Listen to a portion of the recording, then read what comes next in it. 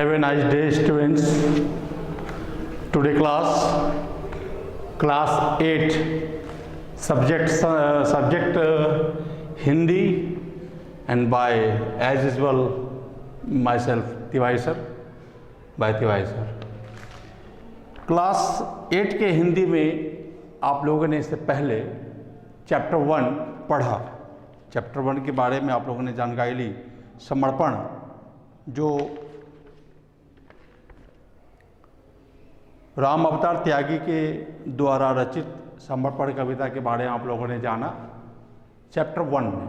आइए हम लोग चैप्टर 2 में चलते हैं। पृथ्वी की संतान लिखा हुआ है केवल पढ़ने के लिए। ये केवल पढ़ने की चैप्टर है, लेकिन प्रश्न परीक्षा में इससे भी आ सकते हैं, इसलिए आप इस चैप्टर के कंटेंट को देखें। और इस चैप्टर से जो मुख्य बातें निकल के आई है कि विश्व भर के राष्ट्रों की बैठक हुई 5 जून 1972 ईस्वी में स्टॉकहोम स्वीडन में, और इसे पर्यावरण दिवस के रूप में घोषित किया गया।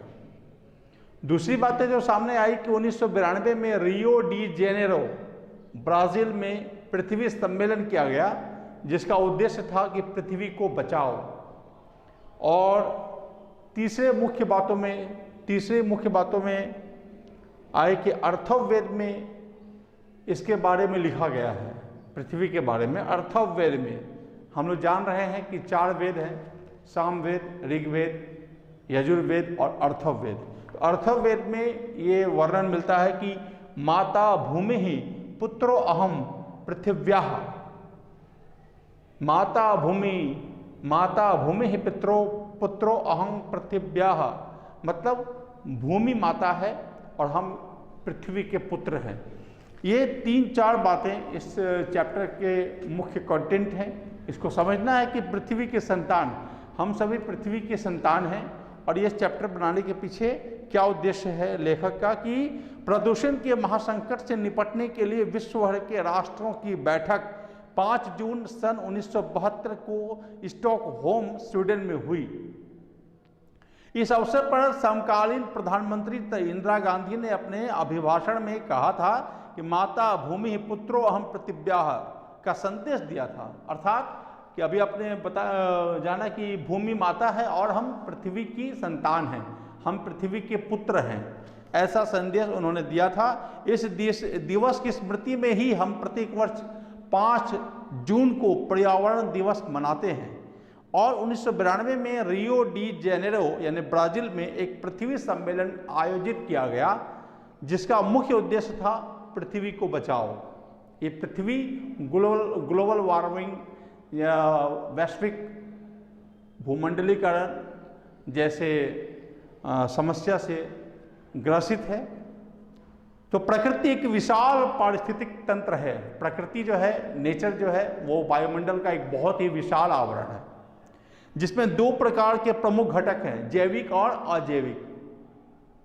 तो जो जैव मंडल का जो निर्माण हुआ है वो 5 तत्वों से हुआ है: भूमि, आकाश, हवा, अग्नि और जल।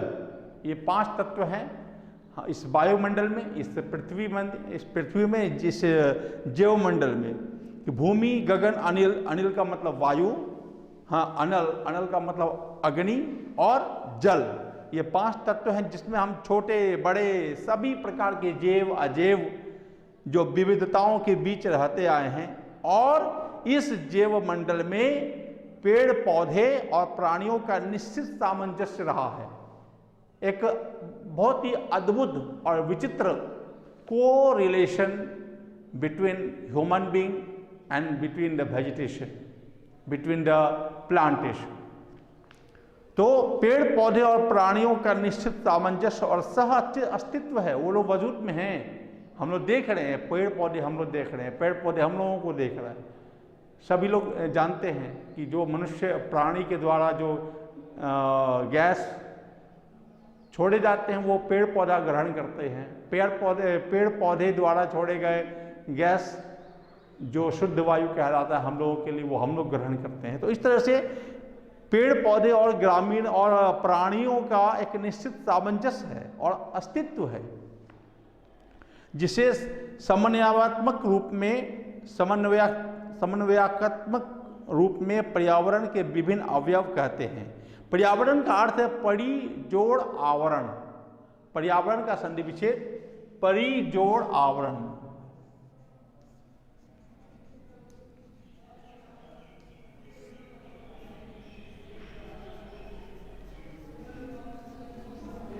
पर्यावरण, परि का अर्थ होता है वह आवरण जो हमारे चारों ओर से ढके हुए हैं, वह आवरण, वह कोटिंग, वो लेयर जो हमारे चारों ओर से हमें ढके हुए हैं, इस जीव मंडल को ढका हुआ है, इसे पर्यावरण कहते हैं।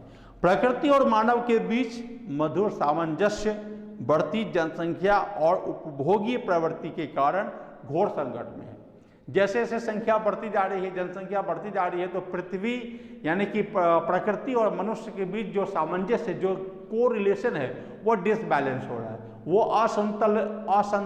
असंतुलित हो रहा है, जिसके कारण जिसके इस असंतुलन प्रकृति के विरुद्ध तीसरे विश्व युद्ध के समान है। ऐसे इस प्रकार से हम लोग जी रहे हैं, ऐसा लग रहा है कि हम लोग इस समस्या से लड़ रहे हैं। तो ये तीसरे विश्व युद्ध के समान बताया गया है, ग्लोबल वार्मिंग से लड़ना। विश्व भर में वनों का जो विनाश हो रहा है, अवैध और असंगत रूप से उत्खनन हो रहे हैं, माइनिंग जिसको बोलते हैं, है ना, कोयला, पेट्रोल, डीजल के उपयोग में अप्रत्याशित वृद्धि, कल कारखाने के विकास के नाम पर विस्तार, मानव सम्यक को महाविनाश के कगार पर खड़ा कर दिया है। जिस प्रकार से कल कारखाने की वृद्धि हो रही है, जिस प्रकार से कारखाने बनाए जा रहे हैं, जिस प्रकार से उसमें प्रदूषित वायु जो है वो वायुमंडल में फैल रहा है, और जो उसके जो अपशिष्ट पदार्थ हैं, जो बेकार पदार्थ हैं, जो अनयूजेस हैं, वो जो है बाहर निकास के द्वारा जो है जल में या पानी में, नदियों में मिला दिया जाता है, फेंक दिया जाता है। इस प्रकार से जो पेट्रोल डीजल के अत्यधिक उपयोग हो रहे हैं, जिसके कारण वायुमंडल जो है वो धुंधलापन हो गया, वायुमंडल में विषैले गैसों का समावेश हो गया है, जिसके कारण मानव के विकास या मानव के सभ्यता को विनाश के कगार पर ला चुका है। विश्व की प्रसिद्ध नदियां जैसे गंगा, यमुना, नर्मदा, राइन, सीन, मास, टेम्स आदि भयानक रूप से प्रदूषित हो चुकी है। इसके निकट बसे हुए लोगों का जो जीवन है वो दुश्वार है, वो बहुत ही मुश्किल, बहुत ही कठिन रूप से वो जीवन जी रहे हैं। पृथ्वी के ऊपर वायुमंडल के स्ट्रेटोस्फीयर में ओजोन गैस की मोटी परत है। आप लोग भूगोल में, ज्योग्राफी में इस चीज़ को पढ़ते होंगे, द लेयर ऑफ एटमॉस्फेयर। तो इसमें एक स्ट्रेटोस्फीयर है जिसमें ओजोन गैस की एक मोटी परत होती है। ये धरती के जीवन का रक्षा कवच है।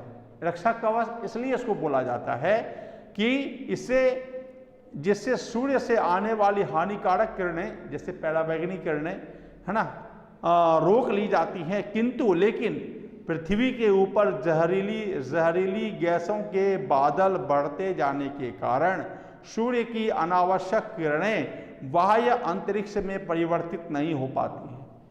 जैसे जैसे दूषित गैसों का जमावड़ा हमारे वायुमंडल में फैलता जा रहा है, तो जो सूर्य की जो रोशनी होगी, जो सूर्य की जो किरणें हैं अनावश्यक रूप से, यानी कि जो पराबैंगनी किरणें हैं, वो सब बाह्य अंतरिक्ष में परिवर्तित नहीं हो पाते हैं, जिसके कारण पृथ्वी के वायुमंडल में, पृथ्वी के लेयर में इन सब चीज़ों की समस्या हो जा रही है, जिसके कारण पृथ्वी का तापमान बढ़ता जाता है।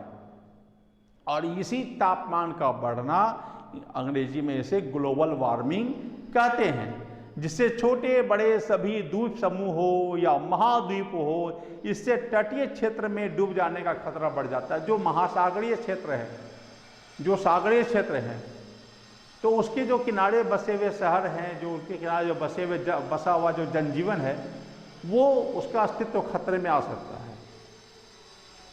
और इसी को ग्रीन हाउस प्रभाव कहते हैं। यही अगर ग्लोबल वार्मिंग की अगर यही स्थिति रही तो मुंबई जैसे महानगर प्रलय की गोद में समा सकते हैं।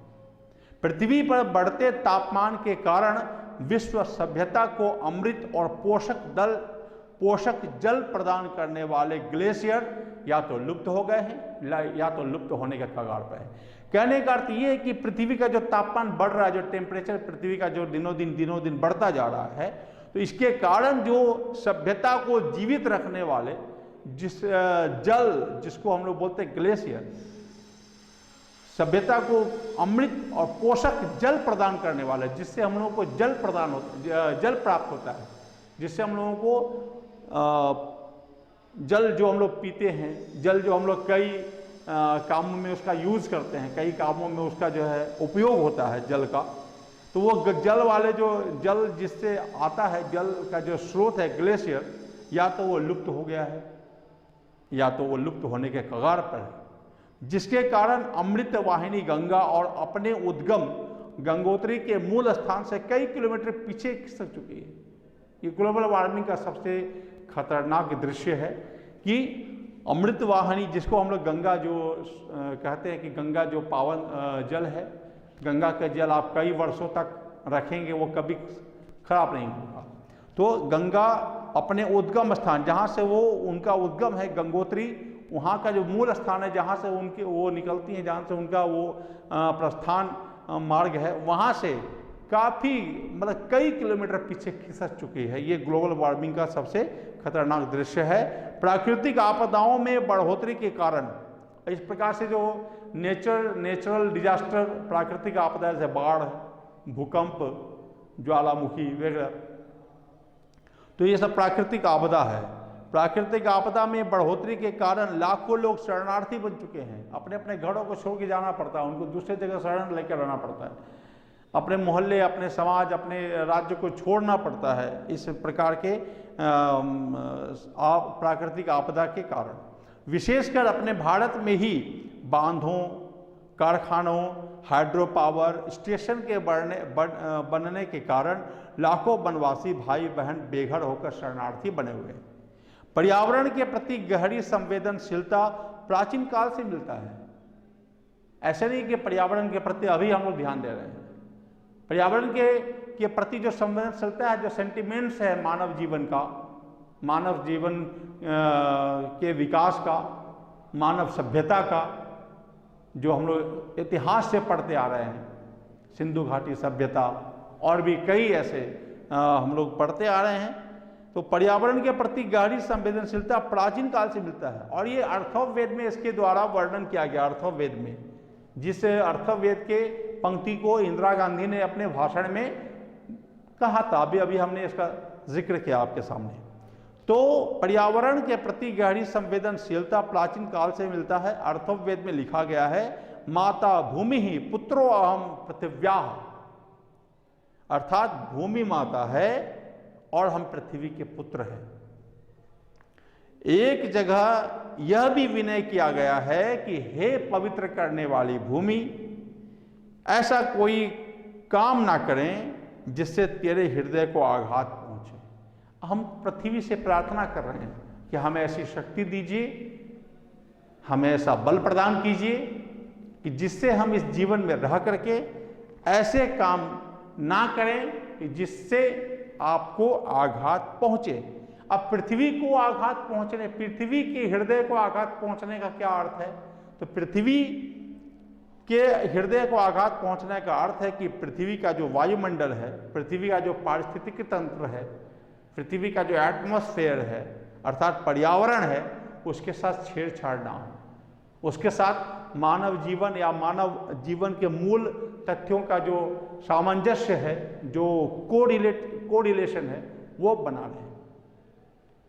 हमें प्राकृतिक संसाधन के अप्राकृतिक और बेहताशा होकर जो दोहर है इससे बचना होगा। कहने का मतलब कि जो प्रकृति ने हम लोगों को दिया है, जल है, वेजिटेशन मतलब वन्य है, जंगल है, पेड़ पौधे हैं, अनाज है, ये जो प्रकृति हम लोगों को दी है, मिट्टी है, वायु है, जल है, तो ये सब चीज़ों को इनकी अप्राकृतिक उपयोग ना करें। कहने का मतलब ये इन्हें अनुपयोगी ना बनाएं, मतलब इनका मिसयूज ना करें, इनका ओवर यूज ना करें और इस प्रकार से अप्राकृतिक अननेचुरल यूजेज से बचना है अप्राकृतिक और बेहताशा दोहर से बचना होगा।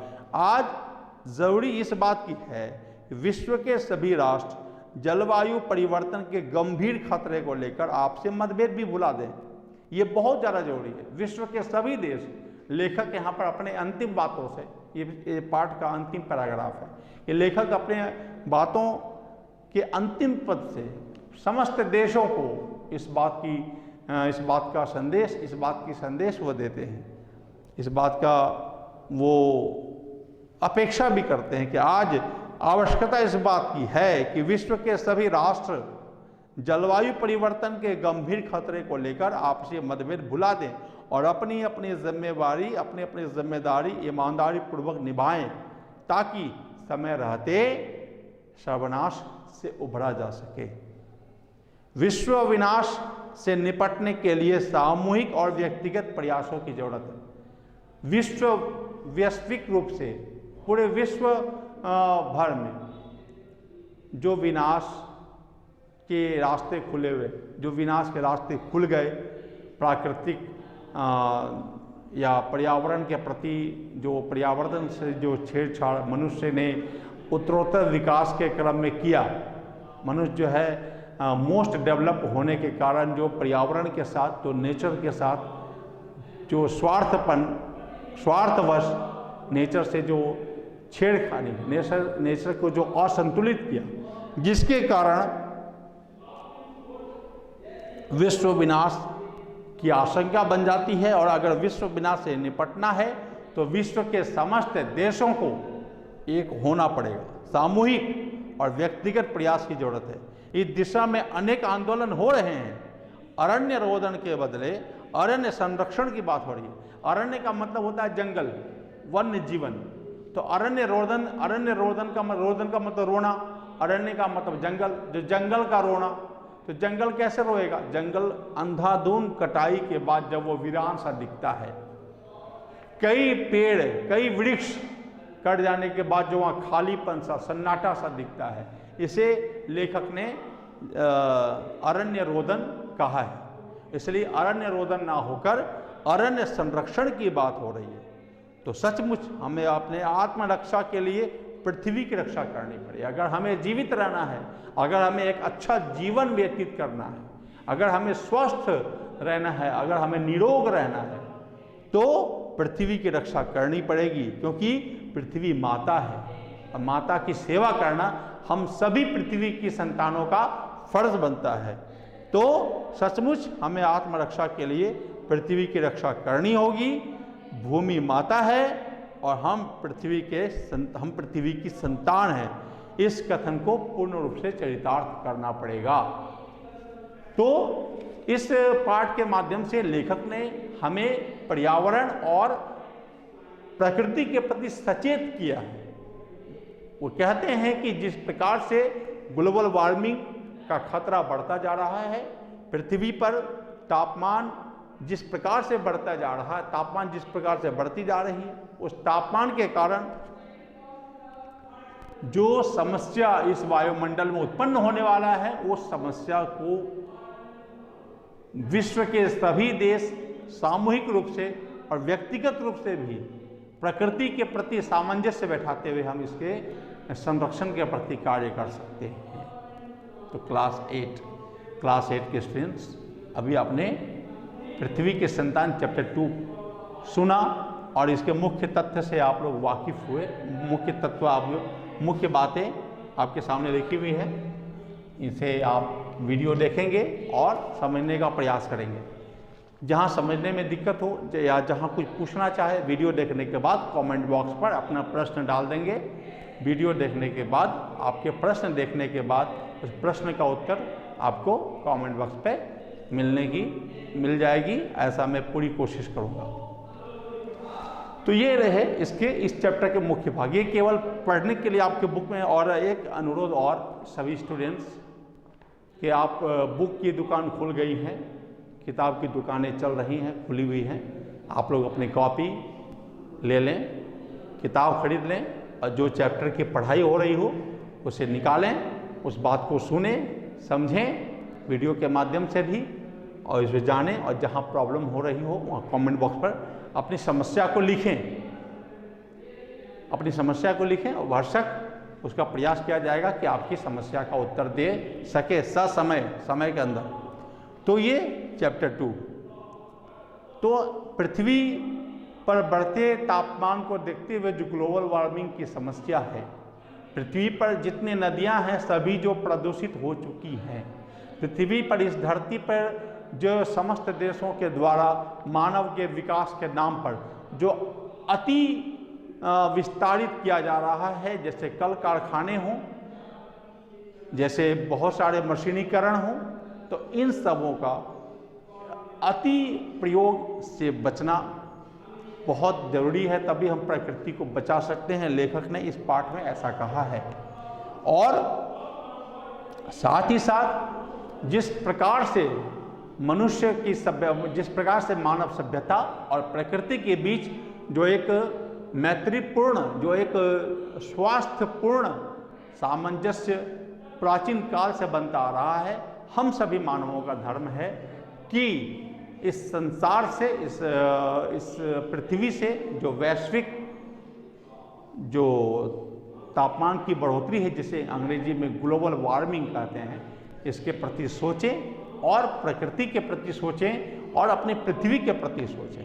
क्यों? क्योंकि पहले ही अर्थवेद में कहा गया है, जिसका वर्णन, जिसका जिक्र इंदिरा गांधी ने अपने बैठक में किया, अपने भाषण में की थी। और इसके प्रति 5 जून 1972 को स्टॉकहोम स्वीडन में बैठक भी की गई थी, जिसे पर्यावरण दिवस के नाम से घोषित किया गया। और हम लोग प्रतिवर्ष 5 जून को विश्व पर्यावरण दिवस मनाते हैं।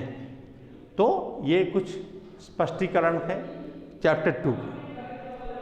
आप इसे देखें और इसे समझने का प्रयास करें। जो समस्या हो आप उसे कमेंट बॉक्स पर अपनी समस्या लिखें, ताकि आपकी समस्या को सुलझाया जा सके, उसका उत्तर आपको मिल सके। चैप्टर 2 में ये। Thank you.